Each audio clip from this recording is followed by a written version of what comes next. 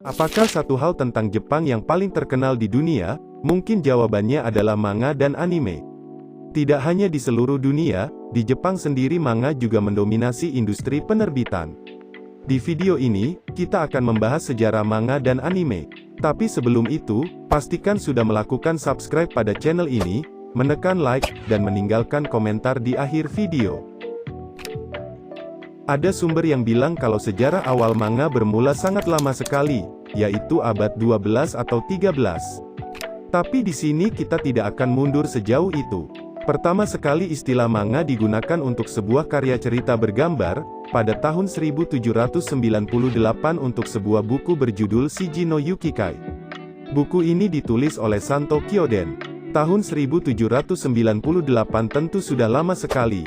Itu adalah masa di mana VOC masih aktif di Nusantara. Istilah manga ini digunakan lagi pada tahun 1814, untuk buku bergambar karya Aikawa Mina yang berjudul Hyakujo dan Hokusai. Tapi kalau mau membahas sejarah manga, semua baru akan menarik setelah terjadinya Perang Dunia Kedua. Selama Perang Dunia Kedua terjadi, seluruh rakyat Jepang dimobilisasi untuk perang.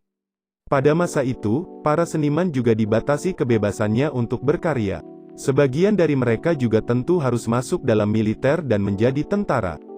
Sebagian kartunis ditugaskan negara untuk membuat karya-karya propaganda perang, seperti poster atau kartun. Lalu perang berakhir, Jepang kalah, dan negara mereka diinvasi oleh Amerika Serikat. Awalnya, manga tidaklah langsung tersebar ke seluruh dunia. Titik awal persebaran manga ke luar negara Jepang dimulai dari interaksinya dengan negara Amerika Serikat. Di Amerika Serikat industri kartun dan komik sudah berkembang lebih dulu, beberapa produksi seperti Mickey Mouse, Putri Salju dan Tujuh Kurcaci, Pinocchio, dan masih banyak lagi, sudah tersebar dan terjual ke seluruh dunia. Selama masa Amerika Serikat menduduki Jepang pada tahun 1945 hingga 1952, ada banyak komik dan kartun-kartun ini dibawa masuk ke negara Jepang. Hal ini pastinya ikut mempengaruhi para seniman dan kartunis Jepang, untuk mengembangkan dan memperluas seni gambar Jepang, ke level yang setara dengan industri kartun di Amerika Serikat. Osamu Tezuka, adalah orang yang dianggap sebagai bapak manga dan anime modern. Karya pertama yang melambungkan nama Tezuka adalah Astro Boy. Animasi ini disiarkan pertama kali di Jepang pada tahun 1963, dan menjadi serial televisi kartun Jepang pertama yang tersebar ke seluruh dunia. Osamu Tezuka juga disebut sebagai orang pertama, yang memperkenalkan gaya menggambar dengan mata besar, yang jadi karakter menonjol kartun-kartun Jepang. Di periode pasca pendudukan Amerika Serikat, yaitu tahun 1952 hingga 1969, pasar dan pembaca manga di Jepang jadi semakin luas. Pasar industri manga pun terbelah menjadi dua, yaitu shoujo dan shonen. Shonen adalah manga yang menargetkan pembaca laki-laki, sedangkan shoujo adalah manga yang menargetkan pembaca perempuan. Manga berjenis shonen, terbagi lagi menjadi tiga kategori berdasarkan usia dari target pembacanya. Isi ceritanya disesuaikan untuk anak laki-laki sampai umur 18 tahun, 18 tahun sampai 30 tahun, hingga cerita yang menargetkan pembaca yang lebih dewasa.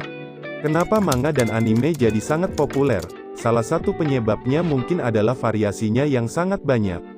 Produksi manga dan anime tersedia untuk segala varian umur, alur cerita yang menguras emosi, dan jalan cerita yang dapat dinikmati dalam waktu yang panjang. Selain dari hal-hal tadi, penyebab utama tentu saja ciri khas dan karakter visual yang dimiliki oleh manga dan anime.